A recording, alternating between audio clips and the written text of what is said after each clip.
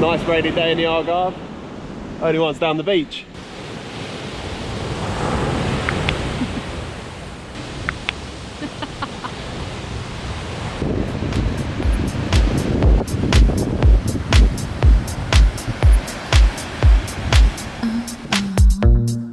This was our first time visiting the Algarve, and we spent most of our time exploring the insane coastlines, visiting private beaches and wandering through the old town. With so much to see and do, we look forward to a return trip soon.